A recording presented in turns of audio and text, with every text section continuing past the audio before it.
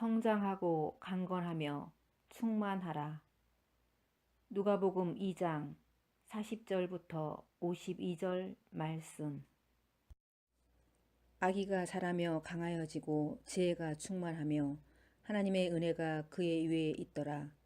그의 부모가 해마다 6월절이 되면 예루살렘으로 가더니 예수께서 12살 되었을 때에 그들이 이 절기의 관례를 따라 올라갔다가 그날들을 마치고 돌아갈 때 아이 예수는 예루살렘에 머무셨더라.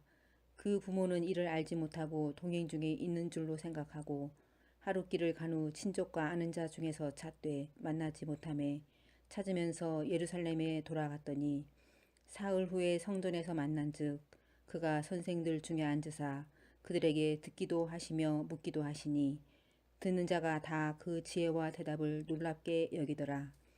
그의 부모가 보고 놀라며 그의 어머니는 이르되 아이야 어찌하여 우리에게 이렇게 하였느냐. 보라 내 아버지와 내가 근심하여 너를 찾았노라. 예수께서 이르시되 어찌하여 나를 찾으셨나이까. 내가 내 아버지 집에 있어야 될 줄을 알지 못하셨나이까 하시니 그 부모가 그가 하신 말씀을 깨닫지 못하더라. 예수께서 함께 내려가사 나사렛에 이르러 순종하여 받드시더라. 그 어머니는 이 모든 말을 마음에 두니라.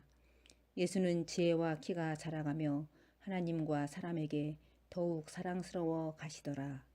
아멘. 세상에 살아있는 것들은 성장하지 않으면 소멸하고 도태되게 되어 있습니다. 성장하지 않으면 소멸된다는 거예요. 자라나야 할 아이가 자라지 않는 것처럼 걱정스러운 것이 없습니다. 아이가 성년이 되어 몸이 다 자라고 나면 그때부터 내면이 성장해야 합니다. 벼를 심으면 벼가 당연히 자라야 하죠. 그러나 벼가 자랐다 하더라도 그 벼에 알이 차지 않으면 그 벼는 병든 것이고 가라지는 뽑아서 버려지게 됩니다. 교회와 공동체도 마찬가지예요. 살아있는 사람들이 모여 있는 곳이기 때문에 모임이라고 하는 외형이 갖춰지면 내적으로 성장해야 합니다. 성장이 멈춘 교회와 공동체는 곧 무너지고 소멸될 수 있다는 겁니다. 여러분, 임계점이라고 하는 말이 있습니다. 임계점이라고 하는 말은 어떤 한계점이라고 할 수가 있는 건데요. 물이 이렇게 기체로 그 다음 단계 넘어갈 때 있잖아요. 몇 도까지 끓어야 되죠? 98도? 100도가 되지 않으면 98도도 의미가 없습니다. 기화가 되지 않습니다. 그 다음 단계로 성장하지 못한다는 거예요. 그리고 1도, 2도가 돼도 절대로 얼음이 얼지 않습니다. 0도 이하가 되어야 돼요. 그래야 자기가 원하는 형태로 이 물을 변형시키고 바꿀 수가 있다라고 하는 것이죠. 철의 온도 혹시 아세요? 철의 온도 기술 시간에 배우셨을 텐데 1538도가 되지 않으면 1500도도 안 돼요. 1538도가 되지 않으면 액체로 변화되지 않아서 새로운 물건을 만들 수가 없다는 겁니다. 모든 것들은 임계점이 있고 그것을 넘어서야 그 다음 단계로 발전하고 성장할 수 있다라고 하는 거예요. 우리 일상생활을 보면 임계점이 다 있어요. 임계점이 있어요. 근데 임계점에 도달하지 않습니다. 그래서 일상 그만한 수준에서 우리는 꿈을 이루지 못하고 늘 신년에 했던 소망을 연말에는 거두지 못하는 경향이 많이 있는데 임계점을 넘어서지 못했기 때문입니다. 중간 정도만 열심히 하는 것은요, 고생만 한 거예요. 에너지를 쓰긴 썼는데 고생만 한 거예요. 꿈과 소망을 이루기 위해선 그 이상을 반드시 넘어서야 한다는 것입니다. 성경은 성장하는 삶의 가장 완벽한 원형을 보여주고 있습니다. 누구죠? 사람이라고 하면 이렇게 성장해야 돼. 누구입니까? 예수님이에요. 사람이 어떻게 자라고 성장해야 가장 올바른 것인지 예수님으로 알 수 있습니다. 여기 어린 아이를 자녀를 둔 부모들이 있는데요. 청년들도 마찬가지고요. 어떻게 자녀를 양육하고 길러야 훌륭한 사람으로 성장할 수 있는지 예수님을 통해서, 감히가 아니고요. 예수님을 통해서 우리 자녀가 훌륭하게 성장할 수 있다는 거예요. 예수님의 모습을 배우면 공동체가 어떤 모습으로 나아가야 발전하고 성장하고 성공하는지 회사도 마찬가지고요. 예수님을 통해서 알 수가 있다는 거예요. 교회가 어떤 영성을 이루어야 하나님의 뜻을 이루며 성장하고 부흥할 수 있는지 예수님이 성장하신 모습 속에서 답이 있다라고 하는 것입니다. 자신의 삶이, 이 고만고만한 자신의 삶이 이제는 좀 더 풍성해지고 성장하고 좀 결실을 이루고 꿈을 이루길 원하신다면, 또 고만고만했던 자녀가 이제는 성장하고 발전하고 치고 올라가는 그런 삶을 원한다면, 그리고 직장 생활과 사업이 풍성해지길 원한다면 지금 예수님에게 집중해야 합니다. 예수님은 어떻게 성장하셨기에 승리하는 삶을 살 수 있었을까? 40절, 오늘 한 해 그 목표죠. 40절 말씀 우리 함께 읽겠습니다. 어떻게 예수님이 자라나셨는지. 시작. 아기가 자라며 강하여지고 지혜가 충만하며 하나님의 은혜가 그의 위에 있더라.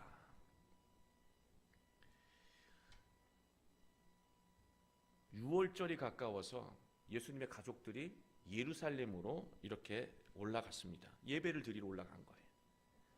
고향을 떠나서 먼 길을 지나와서 예루살렘에서 예배를 드렸습니다. 그런데 예배를 마치고 집으로 돌아가는 길에 이 부모가 12살 된 어린 예수가 곁에 있는지 모르고 하루 길을 그냥 지나온 거예요. 나중에 보니까 아이가 없네요. 그것을 뒤늦게 확인하고 다시 예루살렘으로 돌아가는 장면이 오늘 장면입니다. 왜 이랬을까 이런 거 따지지 마시고요. 그 사이를 한번 보자는 거예요. 어처구니없는 상황이지만 다시 예루살렘으로 와서 예수님을 찾았습니다. 그 며칠 사이, 사흘이라고 되어 있는데 그 며칠 사이에 예수님은 무엇을 하고 있었을까? 12살 된 예수님, 만으로 우리 나이로 14살쯤 됐다고 한다면 이제 몸이 거의 다 자란 거예요. 몸이 다 자랐어요. 사람이 몸이 다 자라면 뭐가 자라나야 성장한다고 말씀을 드렸죠. 내적으로 이젠 성장해야 돼요. 예수님은 12살 된 예수님은 몸이 다 자랐고 내면을 그 사이에 성장시키고 계셨습니다. 예수님은 성전에서 말씀을 가르치는 사람들 가운데서 하나님의 말씀을 배우고 있었습니다. 우리 착각하고 있는 것이 있어요. 예수님은 하나님의 아들이고 위대하시기 때문에 하나도 배우지 않고 알아서 다 안 것 같은 그런 생각을 가질 수 있는데요. 아니요. 예수님 똑같은 아이였어요. 몰랐습니다. 그러나 예수님은 하나님의 성전에서 하나님의 말씀을 가르치는 선생 앞에서 배웠습니다. 사람과 공동체의 성장은요, 이 자라났다고 하면 그냥 자라난 게 아니에요. 육적인 것은 먹으면 자라나지만 이 내적인 것은 그냥 자라지 않습니다. 사람과 공동체의 성장은 배움에서 시작된다라고 하는 거예요. 예수님의 배움은 매우 치밀해요. 여러분 배움이라고 하는 것은 뭐라고 생각하는지 다 틀릴 거예요. 근데 예수님의 배움은 매우 치열하고 치밀합니다. 46절 예수님이 어떻게 배우셨는지 46절, 47절 한번 우리가 함께 이어서 읽겠습니다. 시작. 사흘 후에 성전에서 만난즉 그가 선생들 중에 앉으사 그들에게 듣기도 하시며 묻기도 하시니 듣는 자가 다 그 지혜와 대답을 놀랍게 여기더라. 여기서 세 가지 중요한 배움의 절차가 있습니다. 첫 번째, 선생님 있는 사이에서 어떻게 했죠? 들었다라고 하는 동사가 나옵니다. 그리고 그 다음에 뭡니까? 듣고 끝냈습니까? 물었다라고 되어 있어요. 자, 여기서부터 우리의 배움과 차이가 나기 시작합니다. 우린 듣는 게 배운다고 생각을 해요. 정보를 얻는 게 배운다고 생각을 하죠. 근데 예수님은 듣고 물었어요. 그리고 그 다음 단계가 또 끝나는 게 아니에요. 뭐죠? 대답을 하고 있습니다. 답을 찾고 있다라고 하는 거예요. 예수님의 배움은 먼저 듣는 것에서 시작했습니다. 자신의 생각이 가득하잖아요, 여러분. 생각이 복잡하고 가득하면은요, 배움의 시간에 배움이 온전히 이루어지지가 않습니다. 들리지를 않아요. 아무리 엄마가 옳은 이야기를 하고 아버지가 잔소리를 해도 딴 생각하고 있는 자녀는 그 얘기가 무슨 얘기인지 관심이 없습니다. 뭐 공부도 마찬가지겠고요. 다른 생각을 가지고 있으면은요, 끝까지 듣지 못한다라고 하는 거예요. 흘려듣는다는 거죠. 사람을 성장하게 만드는 올바른 배움은 끝까지 듣는 것에서 시작된다는 거예요. 우리는 예배 가운데 하나님의 말씀을 듣고 있습니다. 그런데 하나님의 말씀을 끝까지 듣지 못하고 다른 생각을 하고 졸기도 합니다. 그 이유를 저도 다른 목사님 말씀 듣다가 졸거든요. 여러분은 안 조시고 다른 생각 안 하시니까 저를 빗대서 말씀을 하면, 지금 목사님께서 하시는 말씀이 내가 한 주간, 아니 평생을, 아니 1년을 살아가야 되는 지금 하나님께서 주시는 메시지라는 생각을 안 한다는 거예요.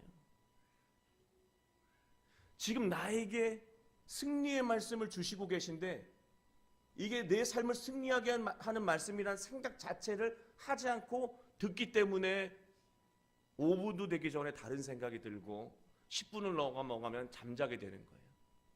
우리 모두가 다 문제를 갖고 있고 어려움을 갖고 있고 임계점을 넘지 못해서 꿈을 이루지 못한 안타까움이 있는데, 그것을 해소시켜 주시고 결실하게 하는 그 말씀이 나에게 울려 퍼지고 있는데 그게 나에게 주시는 말씀이라는 생각을 안 하고 듣기 때문에 끝까지 듣지 못한다는 거예요. 걱정하고 근심하고 다른 생각으로 뒤바뀐다는 것이죠. 지금 울려 퍼지고 있는 말씀은 우리가 한 주간 또 살아가며 승리하게 만들어 주시는 하나님의 저마다를 향한 메시지라고 하는 것입니다.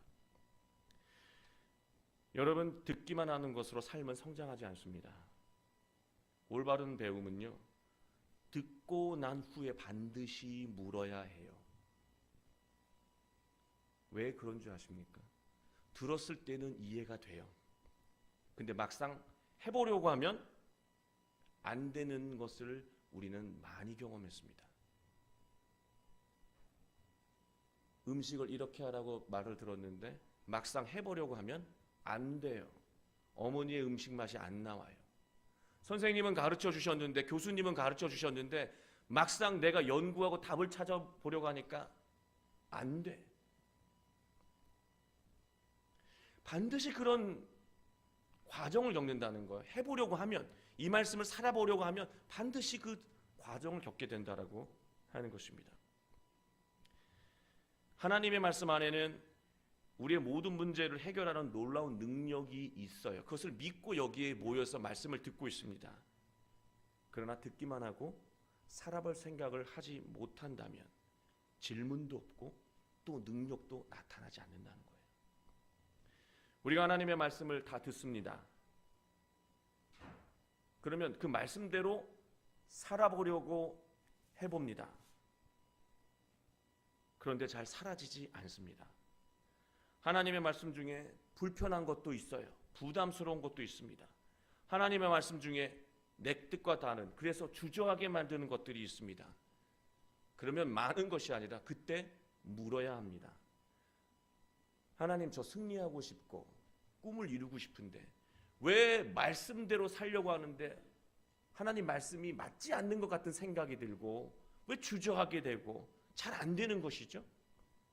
물어야 돼요. 왜 저는 여기서 걸리는 거죠? 끊임없이 물어야 돼요. 신앙은 끊임없는 자기 질문에서 성장한다라고 하는 거예요. 올바른 배움은 들은 것을 자기 안에서 치열하게 묻고 고민하고 성찰하는 가운데 신앙은 성숙해 갑니다. 사람은 성장해 가요. 공부도 마찬가지고. 그렇게 끊임없이 질문하다 보면은요, 하나님은 질문한 그의 삶에 꼭 필요한 성숙한 답을 반드시 보여주신다는 거예요. 하나님의 말씀이 자기 안에서 녹아져 삶으로 나타날 때, 이거구나 라고 하는 삶으로 나타날 때 사람은 성장합니다. 임계점을 넘어서는 거예요. 하나님의 말씀을 배우면서 삶의 문제를, 그 삶의 문제의 답을 찾아낸 사람들, 하나님의 말씀을 믿고 살았어요.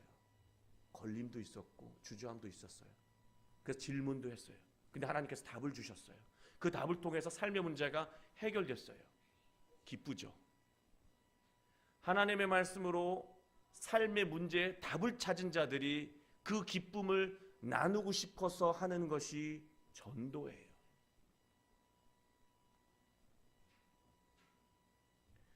교회는 하나님의 말씀 안에서 인생의 답을 찾아가는 사람들이 많아질수록 성장하고 부흥하며 울타리가 확장됩니다. 말씀을 듣는 것으로 끝나는 그 공동체, 그런 학생, 그런 자녀, 그런 인생에서는요, 아무런 임계점을 돌파하는 성장이 없다라고 하는 거예요. 그러면 인터넷에서 지식만, 정보만 이렇게 보면 되는 거죠. 듣고, 묻고, 끊임없이 묻고, 자기만의 답을 찾아내는 거예요. 하나님의 말씀도 마찬가지예요. 그러한 듣고 끊임없이 묻고 답을 찾아내는 그러한 교우들이 많을수록 교회는 성장하고 발전하고 풍성해진다는 거예요. 주일에 전해지는 말씀은 우리 자신과 교회에게 주시는 하나님의 메시지이고 승리하는 인생을 위한 하나님의 이끄심인 것을 기억해야 합니다. 그런데요, 문제가 있습니다. 올바른 배움을 이루었다고 항상 승리하고 성공하면 누가 말씀을 안 따르고 누가 말씀대로 살지 않겠습니까? 하나님의 말씀을 올바로 배우기 위해서 듣고 묻고 예수님처럼 대답을 했는데요, 그렇게 항상 성공하면 문제가 없을 텐데 실패하고 좌절할 때가 있다는 거예요. 올바로 배움을 했는데 교수님 말씀대로 제대로 했는데 해보니까 안 돼. 한계를 만난 겁니다. 임계점에 도달할까 말까 하는 그 수위까지 올라온 거예요. 한계를 만난 거예요. 실패하고 절망하며 한계를 느끼는 순간이 되면 지금까지 올바른 배움을 위해 했던 모든 노력이 허무해지는 아픔을 느낍니다. 안 되는구나. 난 그냥 이렇게 살아야 되는구나. 40절로 다시 돌아가겠습니다. 여기서 우리 성장이 멈추면 안 되잖아요. 40절로 다시 돌아가겠습니다. 함께 읽겠습니다. 시작. 아기가 자라며 강하여지고, 여기까지. 어떻게 자랐어요? 올바른 배움으로 자랐죠. 예수님이 밑에서 우리가 확인했지 않습니까? 근데 예수님은 자라기만 하고 그 다음 단계가 무엇입니까? 강하여지고.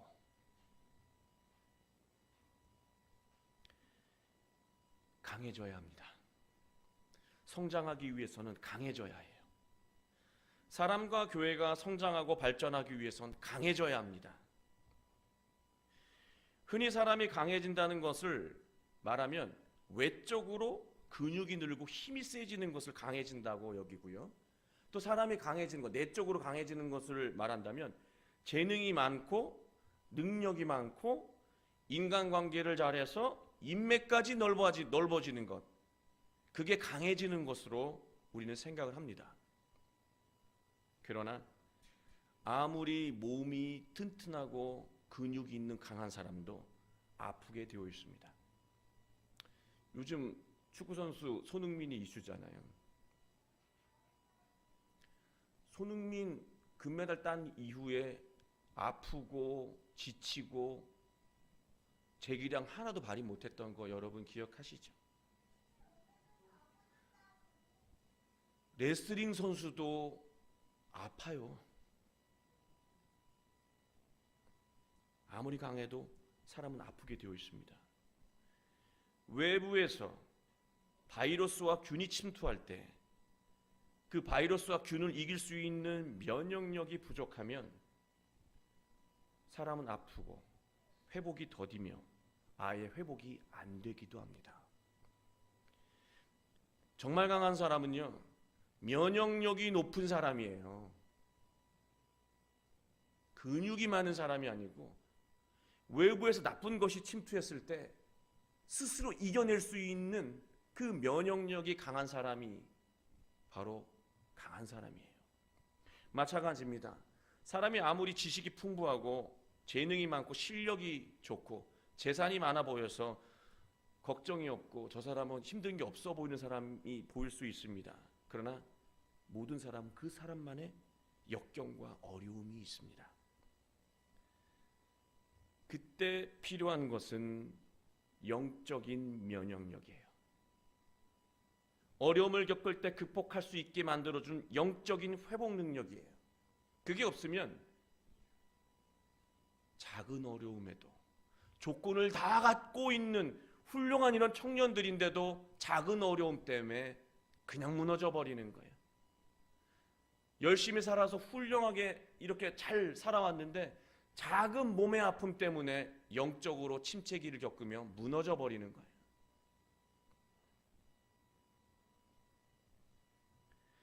마음에 불안과 두려움이 생기면요, 고민하고 주저하다가 기회를 놓쳐버립니다.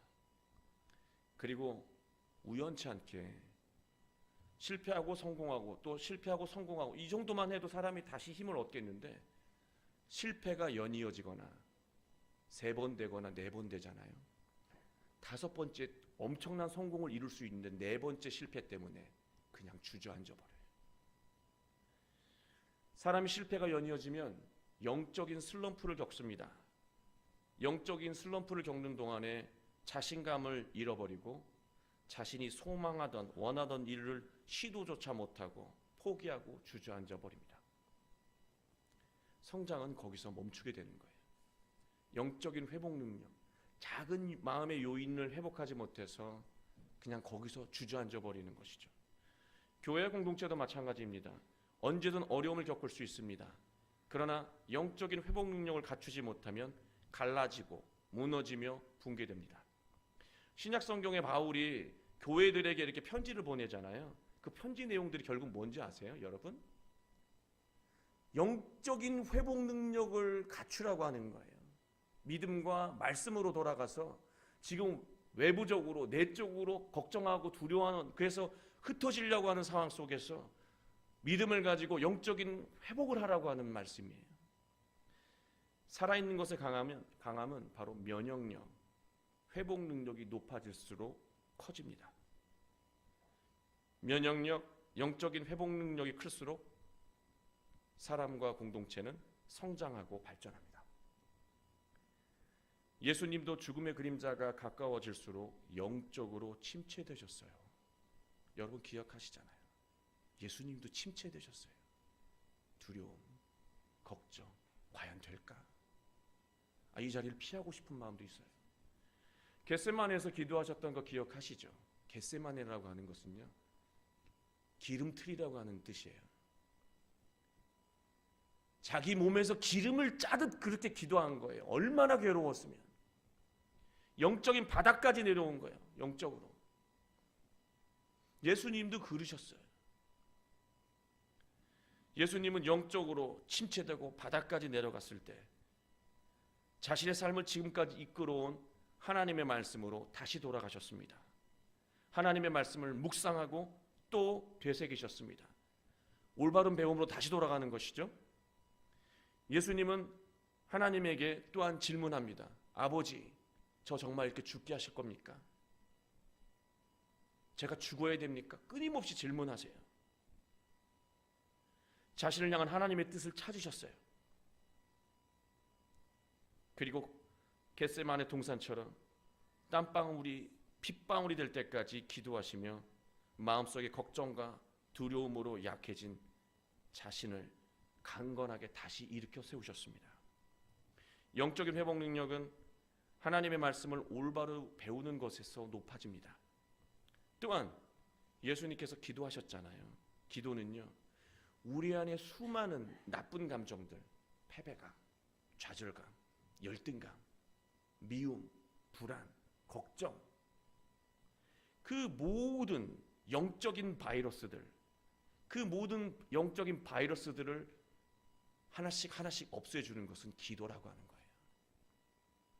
기도하면서 우리를 침체되게 만드는 그릇된 마음의 요소들, 그런 바이러스들을 기도를 통해서 없애면 우린 영적인 회복 능력이 다시 강해진다는 거예요.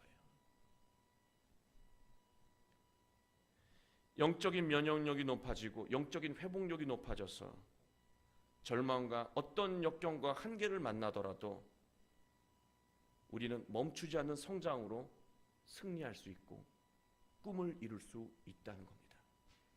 사람이 성장하고 발전하고 꿈을 이루는데 어떻게 한번 넘어지는 일이 없겠어요?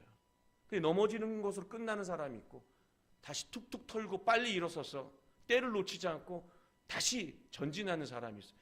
회복 능력의 차이예요. 그 회복 능력은 하나님의 말씀과 기도로 이루어진다는 겁니다. 여러분, 영적인 능력이, 회복 능력이 살아나면요, 활력이 생기잖아요. 다시 일어서잖아요. 그러면 어떤 현상이 나타나면, 활력이 넘치면 뭔가 하고 싶어져요. 건강한 활력이 넘치면요, 의미 있는 일을 하고 싶어져요. 다르게 말할까요? 꿈이 생겨요. 우리가 회복 능력이 다 떨어졌기 때문에 아무것도 하고 싶지 않은 거예요. 그러나 우리가 회복 능력으로 활력이 생기면 꿈이 생긴다는 거예요. 그 꿈이 이루어지기 시작한다는 것이죠. 사람은 지혜가 충만할수록 성장하고 발전하며 꿈을 이루어갑니다. 지혜와 지식은 결이 다릅니다. 여러분, 성경에서 말하는 지혜와 지식은 결이 달라요. 지식은 눈에 보이는 현상을 알려주는 정보예요. 인터넷에서 볼 수 있는 그런 것들이 여러분의 꿈을 이루어지는 게 아니죠. 그게 지식이에요. 인생의 모든 문제는 보이지 않는 것, 눈에 보이는 지식이 부족해서가 아니라요, 보이지 않는 것 때문에 화근이 돼요. 여러분, 자기가 보지 못한 것 때문에 화근이 돼요. 아이가 예를 들어서 밥을 먹지 않아요. 밥 안 먹어! 그랬어요. 그럼 여러분은 어떤 게 보이십니까? 아이가 배가 아픈 것으로 보이십니까? 아이가 물론 배가 아플 수도 있겠지만요, 애가 갑자기 밥 안 먹어! 그랬을 때는요, 배가 아픈 것이 아니라 지금 아이가 부모에게 원하는 것이 있는 거예요. 그리고 예전에 친한 집사님이 계셨는데, 이 시댁에 가면, 명절에 시댁에 가면 자기는 설거지만 하고 아랫동서는 늘 어머니 사과 깎아주면서 사랑을 받는다는 거예요. 그래가지고 그 동서가 너무 미워 죽겠다는 거죠. 그리고 어머니도 차별이 너무 속상하다는 거예요. 그래서 제가, 왜 설거지 하세요? 그럼 같이 사과 깎지? 그럼 설거지 누가 해요? 그러시더라고요. 그래서 제가 다르게 질문했어요. 시댁에 가서 설거지하는 게 더 편하지 않으세요? 그건 그래요. 시어머니 옆에, 시부모님 옆에 앉아서 사과 깎아주는 게 훨씬 불편하죠. 손이 힘들어도 설거지할 때 마음이 더 편하지 않으세요? 시부모님 안 계시니까. 그건 그렇대. 시부모님이 그걸 안다면 알랑방구 끼더라도 아랫동서가 더 사랑스럽지 않을까요? 아, 그렇네요.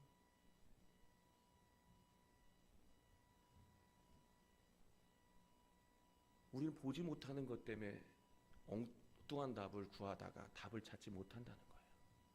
지혜는 그것을 보게 해준다는 것이죠. 답이 엉뚱하면 문제도 해결되지 않습니다. 그러나 하나님의 말씀 안에서 올바로 배우고 듣고 묻고 답하고 인생의 역경을 극복할 만큼의 영적인 회복 능력이 생기면 아이의 마음을, 며느리의 마음을, 또 시부모의 마음을, 부부가 서로의 마음을, 교우가 서로의 마음을 볼 수 있는 영적인 눈, 지혜가 생깁니다. 직장의 문제, 사업의 문제도 보이지 않는 이면의 흐름을 읽을 수 있는 지혜가 풍성할 때 성장하고 발전한다는 것 기억하셔야 합니다. 예수님은 이러한 훌륭한 성장 과정을 통해서 가장 위대한 일을 하셨습니다.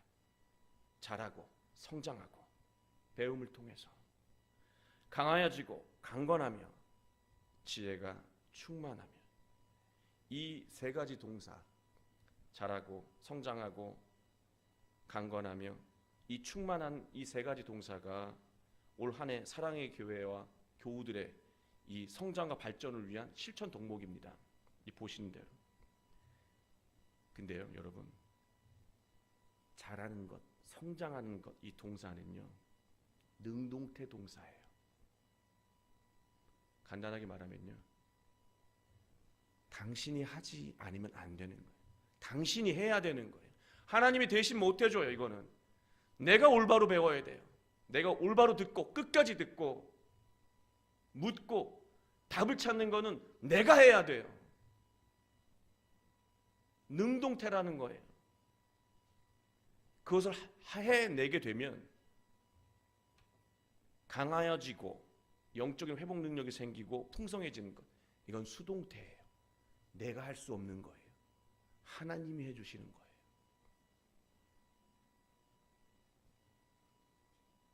우리가 강건해지고 풍성해지고 꿈을 이룬다는 것은요, 먼저 우리가 올바로 성장해야 한다는 거죠. 올바른 배움을 통해서 성장할 때 우리는 강해지고 풍성한 삶을 살 수 있게 된다는 말씀입니다. 우리가 하나님의 말씀으로 듣고 묻고 답을 찾기 위해 최선을 다한다면 하나님은 예수님에게 하셨던 것처럼 그 어떤 상황과 형편 속에서도 우리가 승리할 수 있도록 강하게 만드시고 지혜를 충만하게 주시며 여러분의 소중한 꿈과 소망을 이루어 주신다는 것입니다. 올 한 해 성장하고 발전하며 소중한 꿈을 이루시는 여러분, 그리고 52절 말씀처럼 지혜와 키가 자라가며 하나님에게 사랑받는 여러분, 사람들에게 존경받고 사랑받는 여러분이 되시길 주님의 이름으로 축원합니다.